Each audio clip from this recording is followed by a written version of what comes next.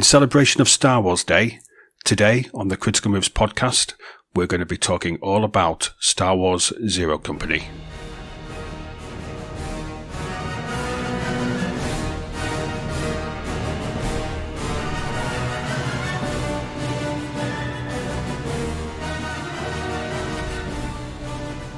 Welcome back to Critical Moves, the best strategy gaming podcast in the galaxy. This is episode 27, and today we're going to be talking about something which is very exciting, very special, and something that everybody here is really looking forward to, which is the new Star Wars strategy game, which has been announced at Star Wars Celebration, called Star Wars Zero Company. I'm joined by the awesomeness, which is Jedi Master Joe. You know, in the military in the United States, you can actually make yourself a Jedi Knight, and I almost did that, and I'm regretting it now. But I'm looking forward to this. But I need some explanation on that. What do you mean? They made it an approved religion that you could put on your dog tags in the United States Navy. They approved it 1 month before I got out, and so I did not do it, to my eternal shame and regret. We have a census in the UK every 10 years. It's like 2001, 2011, 2021. And the number of people that put Jedi down as their religion has just increased every census. Anyway, guys, Joe, Nuno, you've seen this new game. Excited? Yes, very excited. I just want to say that I called this one, by the way. I called this one a couple of months back, and I'm pretty sure my idea was stolen. So I will be expecting royalties from Zero Company. I imagine you'll get no royalties whatsoever. But it's worth a try. So it's quite interesting because when Respawn announced this game in 2022, they said they're working on this one, an FPS, and also the Jedi Survivor sequel. There had been a grand total of 4 strategy games for Star Wars, which is just mind-boggling to me because I think it's a setting which lends itself very well to this genre. Joe, what do you think? I completely agree. It's been, when you look back, it feels like there's so many great opportunities for a game that you could do, but for some reason we've gotten this choice view. So let's, before we look at the new game, before we look at Zero Company, let's cast our minds back to the previous strategy games based in the Star Wars universe. And the first one was a game called Star Wars Rebellion, or it was called Star Wars Supremacy in the UK due to some copyright issue. Released in 1998. Did you guys play this one? No, I was a kid. You was a kid? I was a kid. I couldn't play that in 1998. I was not as much of a kid as Nuno, but I was also a young person, and I don't think my computer could play it. I was 21, and when other 21-year-olds were out partying and meeting girls, I was eradicating the rebellion in Star Wars Rebellion. It is I suppose, a grand strategy style game, but the thing that really struck me about it was the setting. It's set just after the Battle of Yavin and really buys into or plays into the canon of the time. All of the main characters from the original movies were in it. You could control Darth Vader, you could control Luke Skywalker, Princess Leia. They were all there. And it was mixed reviews, I think it is fair to say, but I absolutely loved the game. It was very simple, but I absolutely loved it. Have you seen it since, Nuno? I have not, but I was gonna ask you something. Is it really that simple? Because I read a lot of people online saying that the game is actually rather complex. What do you mean it's simple? I mean, it's simple in its premise. It's simple in its setup. It's the Empire versus the Rebellion. It's a galactic map. You spend a lot of your time just staring at a picture of sectors with planets. Each sector had 10 planets. The mechanics were quite simple, but it did have a depth to it once you dug under the surface. But on the surface, it looks like a very simple game, I guess is what I mean when I say it was simple. It looks simple. And that's probably what put people off. This 1998, so it was just after we'd had your StarCrafts and your Red Alerts and things like that, and your Civilization 2, I think, came out around the same sort of time. And it probably wasn't as in depth as what action wise and experience wise as what those games were. But it was a Star Wars game, and we didn't have very many of those. And I just loved it. Played it recently, actually. I played it quite recently. I think you can get it on GOG for just a couple of quid. It still holds up. But then, as you always point out, Nuno, I am old. Nostalgic. Yeah, and I think that we have this. We talked about it last week, where we have this thing where nostalgia makes us think that games are going to be brilliant because they were when we played them the first time, and then the experience of playing it again is lessened because it's just not as good as the games which have come out recently. But this is one which was. Still holds up, at least in this fan's eyes, anyway. So that's Star Wars Rebellion. I absolutely recommend that you play it. No, you played a lot of Galactic Battlegrounds, didn't you? Yes, you mean Age of Empires modded into a Star Wars game, Yeah. which is basically what Galactic Battlegrounds was. But just to contextualize that. My first interaction with Star Wars Battlegrounds was sometimes in the late 90s, I think. And I was playing a demo of it. And I played that... It's not a tutorial mission, but it's the first Vader mission. Dozens of times. And I then spent years and years and years without ever thinking about it again. Until like a couple of years ago, I bought it on a Steam sale. And played it again, and the game is actually really good. I like it. I mean, it's simple. It's a simple game. It's Age of Empires with the Star Wars skin. But if you join together two things I really enjoy, which we're gonna talk about later also. But if you join like Age of Empires, which is a game I loved that, and then you join Star Wars, which is a franchise I also love. I mean, you're gonna have fun. It's not nothing special, but hey, it's Star Wars. I mean, the graphics are cool. I have to say that. I think the sprites are really well done, and I love the effects, and the sound is also amazing as well. So there's a couple of things here and there that make it worth going back and playing. I mean, it's really basic. So it's your typical RTS of the late 90s. You build your base, you gather your resources, you make a Doom stack of your stormtroopers, but the game has a lot of things. Like it even has starships, it has tanks, it has a lot of stuff. So I think it's it has Jedis as well. They're not that overpowered, but it was interesting to see how a unit like that would work on a game. How different is it to Age of Empires 2? I have to say it's. Mechanically, I think the game uses the same engine. I might not. Does. Don't quote me on that. Oh, it does. Okay. Yeah. So it's exactly the same, but the game is different in a way that you're mostly using ranged troops. So imagine that you're always fighting with the cannoneer guys of the last stage in Age of Empires 2. It's basically that. Instead of having cannons, you have tanks. And instead of having, cannoneers, you have stormtroopers or rebellion and all that. But yeah, it's basically that. I mean, there's literally no different. It could be a skin, but it's a really nice skin. Okay, Joe, did you ever play that one? No, I missed almost all of these somehow. I was in the military when this one came out and just missed it, unfortunately, because I probably would have really liked it.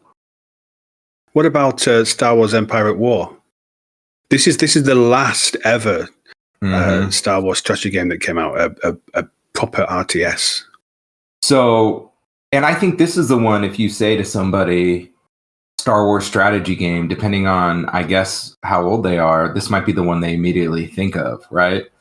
But I missed this one also. Got it later, though. This is the only one I picked up later. And I played a little bit of it. It didn't overwhelm me, but I liked it. It sort of feels like kind of a mix between Total War and an Age of Empires type game. But I liked it. I thought it was fun. It wasn't world-changing for me, obviously. I don't have the same nostalgia as the rest of you guys do for yours, but I did find it an enjoyable experience. I'd be much more likely to want to play the Stellaris Star Wars mod than I would Empire at War, but I did like it. It was very clever, I think, in the way that you had two different theaters. You had your space combat and then you had your planetary battles as well. And I don't think that's been done very often or quite as well as what it was done in Empire War. I think it was certainly a game ahead of its time in its thinking, in those complex mechanics where you would have to battle your way through an enemy fleet before you could land your troops to take their planet. That's not something which is done very often. I mean, you mentioned Stellaris there, and we talk about it every bloody episode, it seems, sometimes. But, a very, similar Stellaris, you would send your fleet to defeat an enemy fleet, but then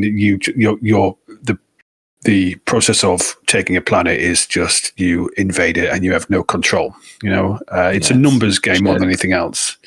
Whereas this took it to another level. It did make it feel much more grand, didn't it? Yeah. And it had all of, it had Darth Vader in it, didn't it? You could have your heroes lead your armies as well. And I think that's always been something, and maybe that's why we haven't seen these strategy games, because I think that there's always this focus in Star Wars games that you are the lightsaber wielding chosen one, destiny, the Force, everybody wants to be this hero, and that's, you do not like lightsabers. No, we don't like space wizards. We've had this conversation before. We don't like space wizards, but this is where Zero Company, because we'll move on to the main event. This is where Zero Company comes in. Quite interesting, because Star Wars has always been about squads.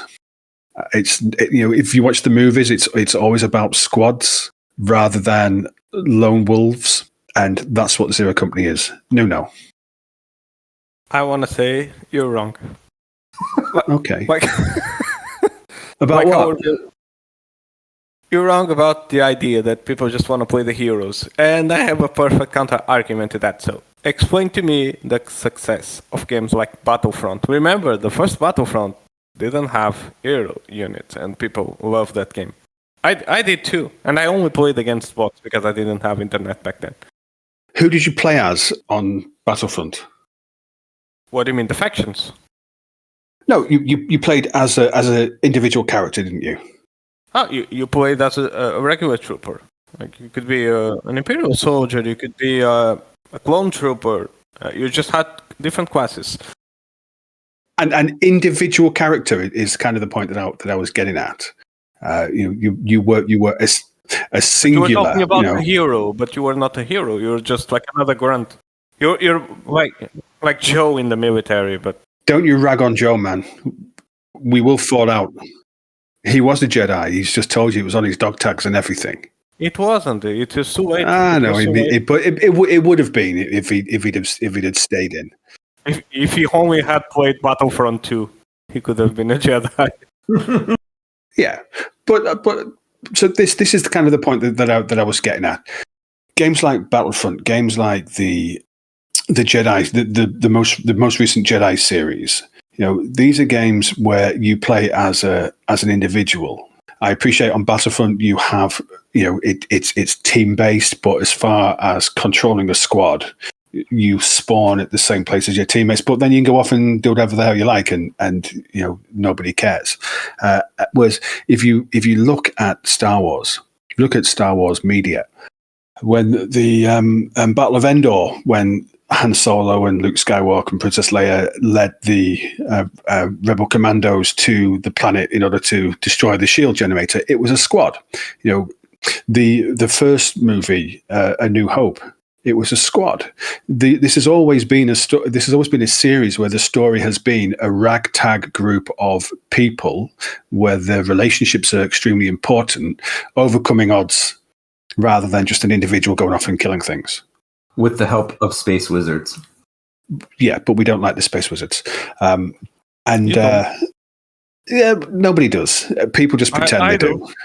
I do. Yeah, you don't. You just pretend that you do. I have a lightsaber.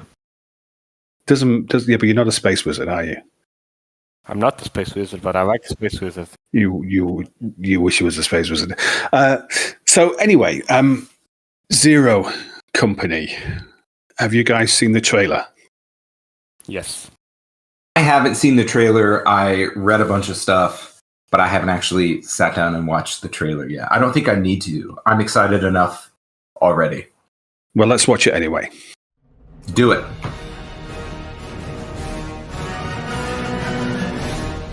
Oh wow, we have a live stream today.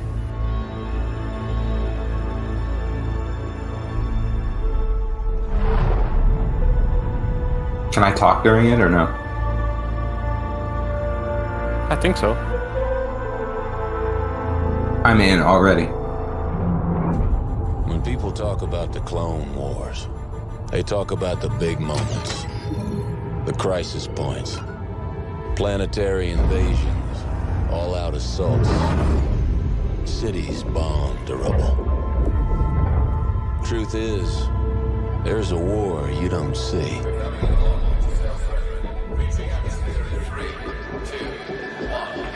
The one fought in the shadows. The war beneath the war. A war that's won with the right strategy. Surveillance, ciphers, good old-fashioned sabotage.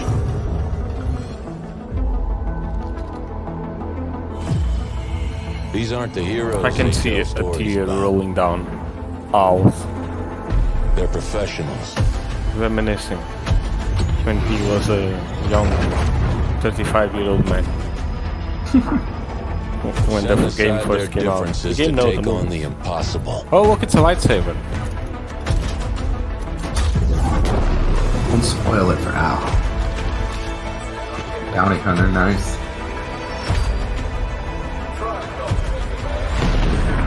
Is it me or is But that that's the the ship job. from Mandalorian? And they get it done. It looks pretty close. Oh yeah. The voiceover sounds like a voiceover from an old Republic trailer, the MMO.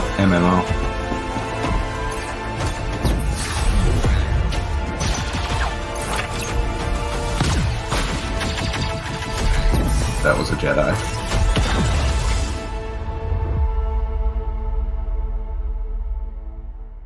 Want to know what's the only bad thing about this trailer? That the game is only coming out in 2026. Yeah, I know. As in, you've got so long to wait. Is that what you mean? Yes. What am I gonna play until then? It looks really good. It looks like XCOM, Star Wars XCOM, but that's not a problem. I'm happy about that. No, and I think that's a really good point that you make there, Joe, and that's a perfect lead in to our discussions around Zero Company, because it is and was nicknamed right from when it was announced that Bit Reactor was a team of ex-Firaxis devs. It was nicknamed as Star Wars XCOM. And this is something which Nuno's really excited about because he's a huge XCOM fan. He's a huge Space Wizards fan. So this must be right up your street. Yes. Like, to be clear, I like everything that's related to Star Wars. So even the Jedi, the troopers, I really love every aspect of it. But I've always been fascinated about the stuff that happens off screen. So the battles you don't see about in the movies, the kind of operations you don't get to experience in the movies.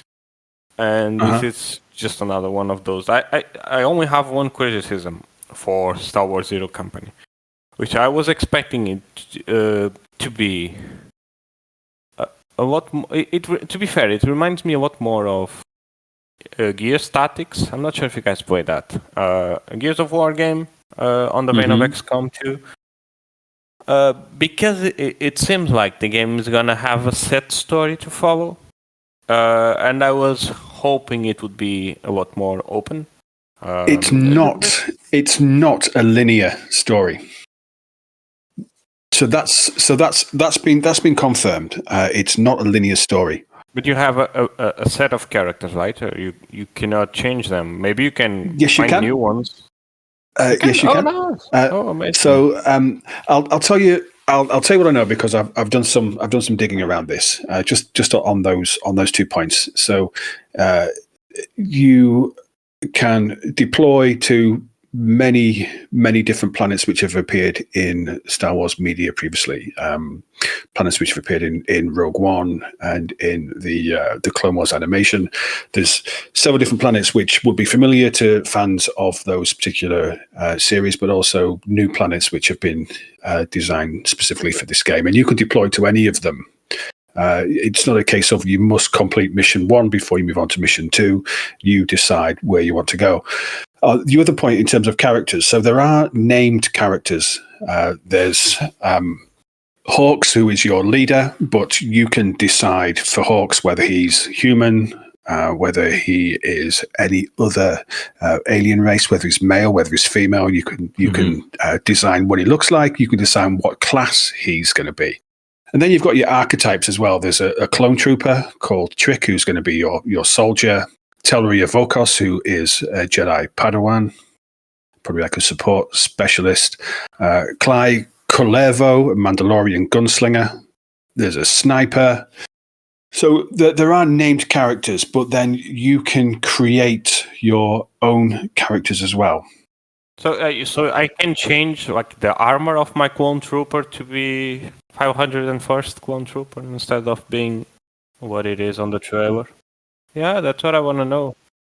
Have you guys played Baldur's Gate 3 or any of those? Some of those games you can hire mercenaries and you can make them whatever you want. Exactly the same with this. That's what I'm hoping this is. Yeah, exactly the same with this. So one of the questions, or one of the things that was mentioned at Star Wars Celebration when they had the panel for this game, and I'll link the video to that discussion, to that panel discussion in the description for this episode. One of the things they mentioned was you could have a team of astromech droids. Hey, amazing. And just astromech droids. So you decide what your team is going to be, but only up to a certain point. Because, like XCOM, this game features permadeath. One of your named characters could be killed, so of course you can never use them again. One of your custom characters could be killed, so you could never use them again. But the game continues. The narrative continues. It changes because of the death of your character. It looks like it's going to have that emotional depth that XCOM had.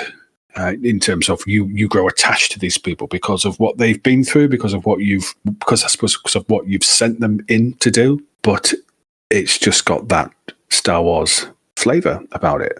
I really hope it has a dynamic nickname generator based on what happens, because I feel like a little bit XCOM had that, but I think that's one of the things that helps people get attached is things like that. I hope they can work something out like that. That would be cool. One of the other things which I think you'll see, which will help people get attached, is the relationship between the characters. Mm-hmm. So if you send them into missions together a lot, they develop a synergy, and because they become used to fighting alongside each other, and that opens up different moves that they can make in partnership with each other. But they can also fall out as well. Mm-hmm. So they can have negative relationships as well. It's like they've thought of everything that I would like in a game, and I guess it's pushing towards the RPG side of tactical turn-based games as well. But that's not a bad thing. There was this game called Mountain Blade. I don't know if you guys played that game back in the day, and your companions if you didn't talk to them the right way, they would get mad at each other, and eventually one of them would leave. They'd, as a Brit would say, bugger off. And I am really hoping we get something like that, because that's interesting.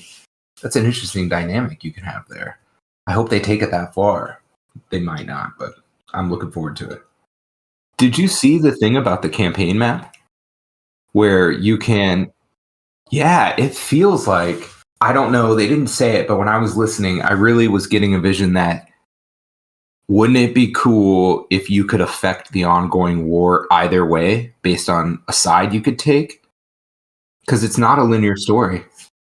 No, it isn't. But I think the issue with that is that you have an established timeline, you have established canon, and this is, I guess, a thing with the games like Battlefront. You could take part in the Battle of Hoth, you could take part in the Battle of Endor, but the outcome for those battles was predetermined. So your story sat inside that story. And I think you said in the trailer, I think one of the things you said there, he says the war underneath the war, or words to that effect.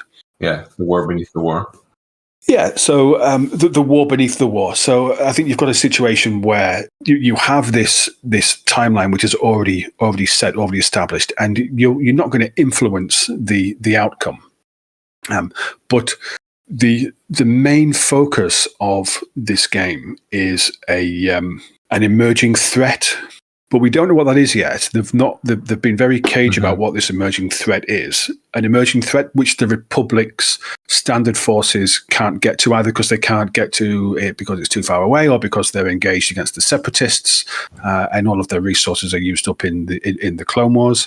But there's this emerging threat which Zero Company is going to face, and it's all set within the Clone Wars era.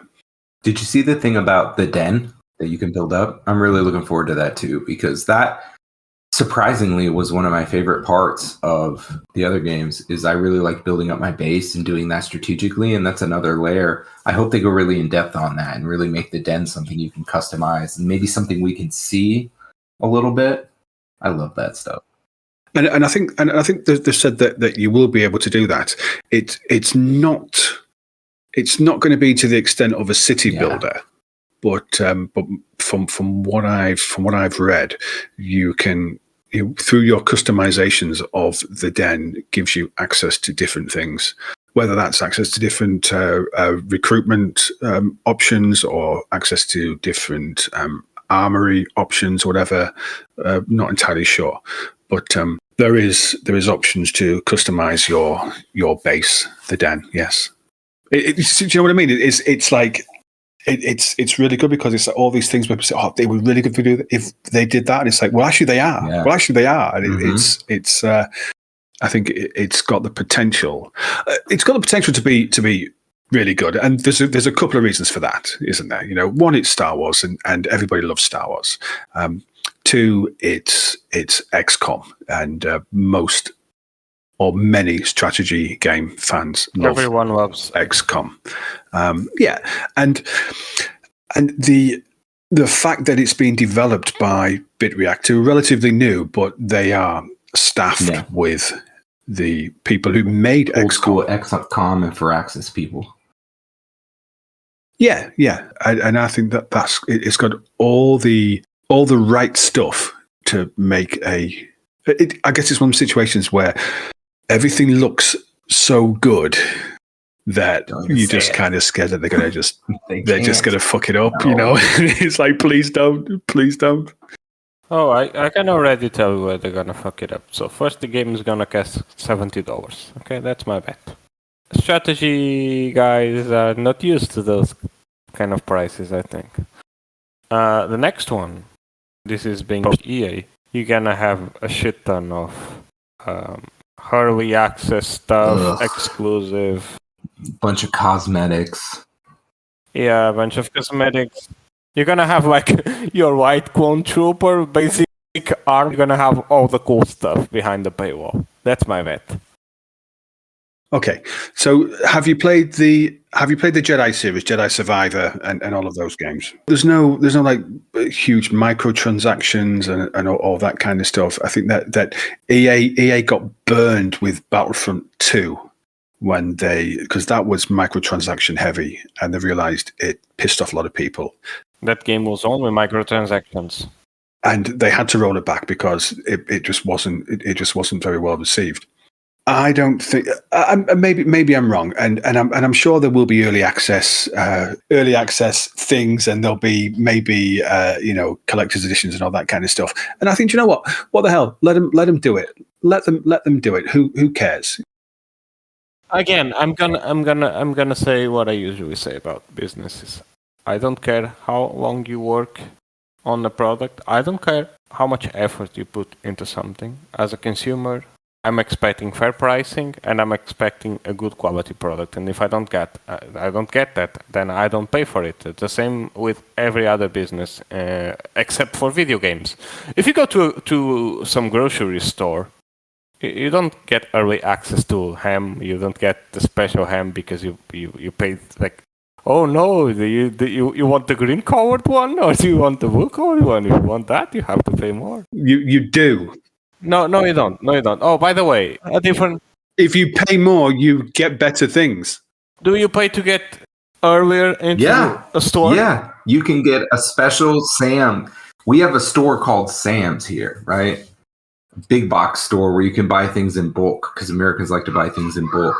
And if you get a Premier or Plus membership or something, if you get the special membership, you can come an hour earlier. Yeah. So we're doing it here. We're doing early access. You're welcome, world. We're gonna export it to you. No tariffs. But again, like I was saying, let's pick up on the early access example. So let me say, you can buy something now, and I'll give the rest to you later. No, this kind of stuff only happens in video games because you don't have any other business where this goes on.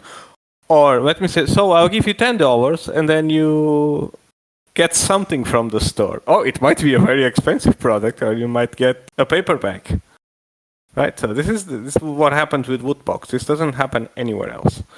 And that's my problem with this kind of business practice, because they're a bad example. I mean, I'm not saying that they don't work. I'm sure they do, because otherwise people wouldn't do that. I mean, loot boxes are on the way out, to be fair. Loot boxes is not going to happen, and they've already confirmed that. So they've already confirmed that that's not going to happen. But I'm still very concerned about the pricing strategy, because I think the game is going to be really good. I genuinely I hope this is the best game ever. To be fair, I really do, because it has everything going for it. My main concern is the pricing, because if you take almost every person who plays mainly strategy games, you've grown used to the $40 to $50 price range, right? Because Paradox does that. Even games like Age of Empires, despite it being older, or the amount of remakes you've grown used to that. Even XCOM cost that. If you're gonna charge $70 for a game, I think you're gonna be having a hard time bringing a new audience in, and I think that might kill the game. When was XCOM released? The which one? Well, the one that was $40, $50. 2011, I think. So 14 years ago, this thing called inflation. Prices go up, and I think that, and this is maybe something which we could perhaps discuss on another episode rather. They're trying to do this, by the way. They're workshopping raising prices right now. They did it with Civ 7. Yeah, of course they are. I mean, Civ 7 was what, $70, wasn't it? And it's probably the most successful. Well, many people feel that it was worth it. That's why they paid the price. Joe doesn't feel like it was worth it, and he paid the price. I didn't feel it was worth it, and I didn't pay the price, because you're right. The consumer decides what he's willing to pay for something, and I wasn't willing to pay that for that particular game, but I might be willing to pay that for Zero Company. Hopefully, by then we'll be getting review codes. Well, yeah, that'd be nice, wouldn't it? Let's dream big. Anyway, I mean, I think we've completely derailed this conversation. So I've got to just say, well done, Critical Moves. You've you've impressed me once more by taking what was supposed to be a conversation about something we're really excited about and turning it into shit.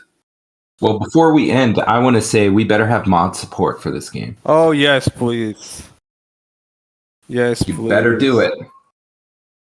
But you're not gonna get it because otherwise you won't be paying for the skins. Oh, you want the 501st Clone Trooper? Well, $20, mate. But again, it's choice.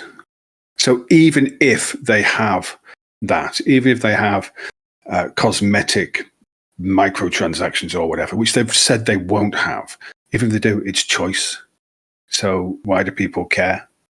Because it's a bad example for the company and I want the game to succeed, and I think it might be a bad business decision to go with that pricing strategy. So I'm just being... I'm hoping the game does well because I want to see an expansion to it, and I want to see Star Wars Zero Company 2 and 3 and 4 and 5 because I think this is a great franchise and I'm excited to have that. I'm just very afraid that some out-of-touch people at EA are gonna fuck this one up because they get too greedy, like they always tend to do. Like they did with Battlefield. They fucked up Battlefield pretty damn bad. And now what they're doing, they're running after the loss that they had. Which is a shame because the franchise has a lot of potential as well, and I really hope the game does well. If the game costs $70, I'm not gonna buy it for $70. I'm gonna wait for it to go on sale. As much as I hate to admit it, Nuno has a point. EA's track record has not been great. That applies not only to Star Wars games, but many other games they have touched too. They have a habit of taking something great and turning it to shit. That's just the EA way. As an example, staffing cuts have just been announced which affect Respawn, who are overseeing the development of Star Wars Zero Company. It shouldn't impact the game, as development is being led by BitReactor. One thing we can all agree on is that we want to see Star Wars Zero Company do well. We're all incredibly excited for what the guys at BitReactor and Respawn can come up with.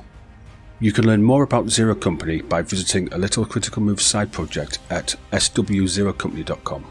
That's swzerocompany.com. Head over and check out all the latest news and information about Star Wars Zero Company. And if you want to get involved with the podcast community, visit criticalmovespodcast.com for all our social media links, our Discord, and all the ways to get involved. Are you excited for Star Wars Zero Company? Let us know in the comments. And be sure to share this episode with another Star Wars or strategy game fan. That's the best way to get the Critical Moves message out there. I've been Al. They've been Nuno and Joe. Thanks very much. Take it easy. And may the Force be with you.